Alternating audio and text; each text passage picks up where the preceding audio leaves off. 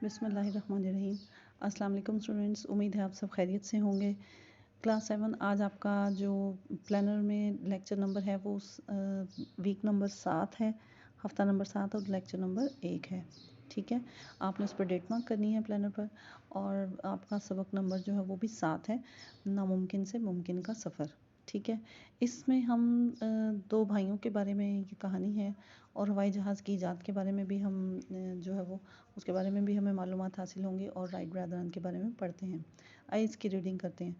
انسان پرندوں کو فضا میں اڑتے ہوئے دیکھتا تو اس کے جی میں بھی پرندوں کی طرح اڑنے کی خواہش پیدا ہوتی۔ جی کہتے ہیں دل میں۔ وہ سوچتا کاش میرے بھی پر ہوتے اور میں بھی فضاؤں میں اڑتا پھرتا۔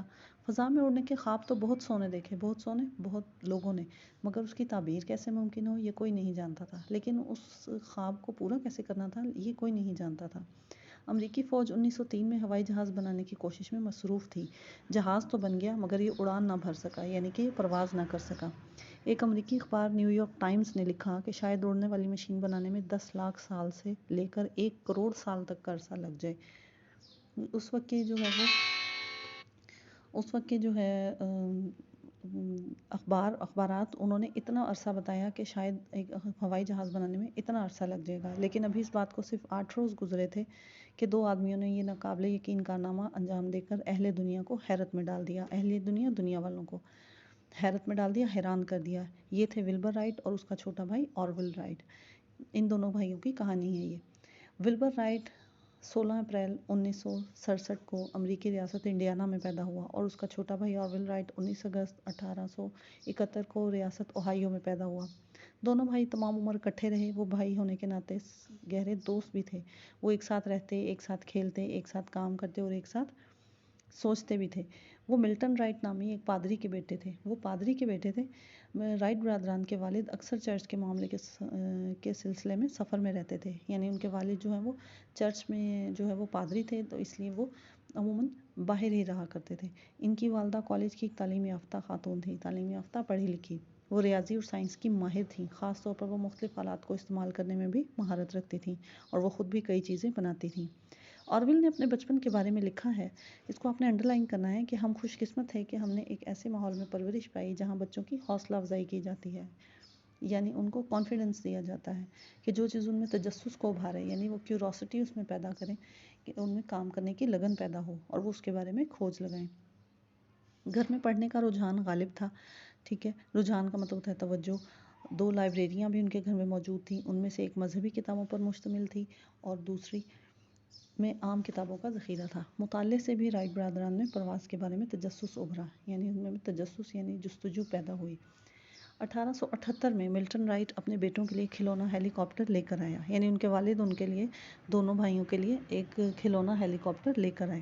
یہ کاغذ، بانس اور کارک سے بنا ہوا کھلونا تھا۔ اس میں ایک ربڑ بھی لگا ہوا تھا۔ اسے کافی دیر گھمانے کے بعد چھوڑ دیں تو یہ فضا میں بلند ہو جاتا اور چند سیکنڈ فضا میں رہتا۔ اس کا سائز ایک انسانی ہاتھ کے مساوی تھا، مساوی کہتے ہیں برابر۔ اس وقت آرول کی عمر 7 سال تھی، جبکہ ولبر 11 سال کا تھا۔ بچوں کے دل میں اڑان کی چنگاری تو پہلے سے موجود تھی۔ اس کھلونے کو پا کر وہ چنگاری مزید بھڑک اٹھی، یعنی ان کے اندر جستجو تھی کہ ہم نے اس کو اڑانا کیسے ہے۔ تو جب انہوں نے وہ کھلونا ہیلی کاپٹر دیکھا تو پھر ان کے اندر کی جو خواہش تھی اس نے اور زور پکڑ لیا۔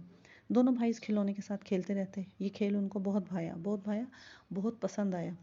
جب دیکھو وہ اس کے ساتھ کھیل رہے ہیں۔ آخرکار کاغذ پھٹ گیا اور ربڑ ٹوٹ گیا، اور انہوں نے ایسا ہی کھلونا بنانے کی کوشش کی، مگر اس کا وزن اس قدر زیادہ ہو گیا کہ اس کا اڑنا ممکن نہ تھا۔ کھلونا ہیلی کاپٹر بنانے کا تجربہ اگرچہ ناکام ہو گیا، تاہم اس سے انہیں ایک نیا خیال سوجھا، یعنی انہیں ایک نیا خیال آیا ان کے ذہن میں۔ وہ پتنگیں بنا کر اپنے دوستوں کو بیچنے لگے، اور انہوں نے کئی ڈیزائن آزمائے۔ بالآخر وہ صحیح ڈیزائن بنانے میں کامیاب ہو گئے، اور پتنگیں یوں اڑتیں جیسے ان کو پر لگ گئے ہوں، یعنی وہ اتنی تیزی سے ہوا میں اڑتی جاتی۔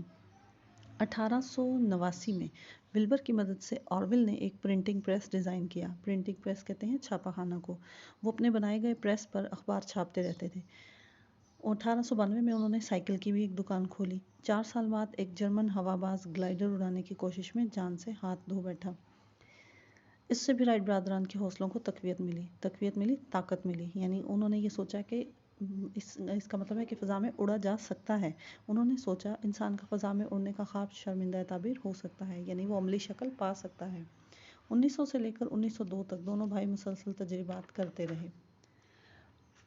پھر 1903 کا وہ تاریخی لمحہ آن پہنچا جب یہ دونوں بھائی ناممکن کو ممکن بنانے کی جستجو میں کامیاب ہو چکے تھے۔ یہ اس کہانی کا ٹائٹل ہے کہ جب ان دونوں بھائیوں نے ایک ناممکن کام کو جو ہے وہ اپنی جستجو اور لگن سے ممکن کر دکھایا تھا۔ یہ 17 دسمبر کی بات ہے۔ آرول 12 سیکنڈ سے زیادہ دیر فضا میں رہا۔ اس کے جہاز نے 37 میٹر کا فاصلہ طے کیا۔ اس روز دونوں بھائیوں نے 3 مزید اڑانیں بھری اور ولبر 59 سیکنڈ فضا میں رہا اور 260 میٹر کا فاصلہ طے کیا۔ شمالی کیرولینا کے مقام پر کٹی ہاک پر دونوں بھائیوں کے علاوہ 4 لوگ اس ناممکن کو ممکن بنتا دیکھ رہے تھے۔ ایک آدمی نے اس منظر کو کیمرے کی آنکھ میں ہمیشہ کے لیے محفوظ بھی کر لیا، یعنی ان کے اس تجربے کو جو ہے وہ محفوظ بھی کیا گیا۔ اگرچہ فضا میں اڑنے کا کامیاب تجربہ ہو چکا تھا، تاہم زیادہ تر لوگ اس کارنامے سے ناواقف تھے، یعنی انجان تھے، لوگوں کو پتہ نہیں تھا۔ وہ اس بات پر یقین کرنے کو تیار ہی نہ تھے کہ انسان فضا میں اڑ سکتا ہے۔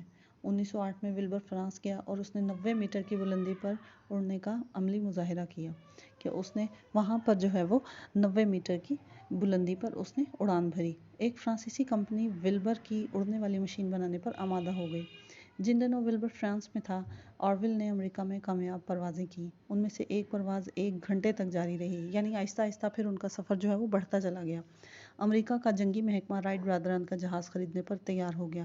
دیکھتے ہی دیکھتے رائٹ برادران کی شہرت کو پر لگ گئے، یعنی ان بہت زیادہ مشہور ہو گئے۔ اخبارات میں ان کے بارے میں لمبی لمبی کہانیاں چھپنے لگی۔ وہ ہیرو بن چکے تھے، جہاں جاتے لوگ ان کے پیچھے پیچھے چلتے۔ لیکن دونوں بھائیوں کو شہرت سے کوئی سروکار نہ تھا۔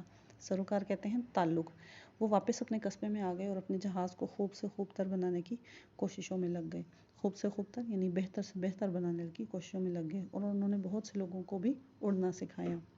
ولبر رائٹ ٹائیفائڈ بخار میں مبتلا ہو کر 1912 میں دنیا سے کوچ کر گیا، اور بھائی کی موت کے بعد آرول مرتے دم تک اپنے جہاز کا ڈیزائن بہتر بنانے میں لگا رہا۔ یعنی ان دونوں بھائیوں نے اپنی کوشش کو، اپنی جستجو کو جاری رکھا اور اپنے کام کو انہوں نے بہتر سے بہتر بنانے کی بہت کوشش کی۔ آرول کا انتقال 1948 میں ہوا۔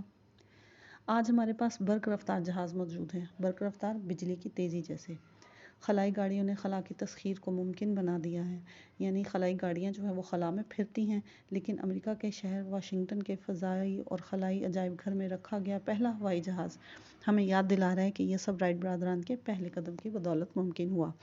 یعنی آج کل جو ہم اتنا فضا میں انسان کامیاب سفر کر رہا ہے، تو اس کی ابتدا جو ہے وہ ان دونوں بھائیوں نے کی تھی۔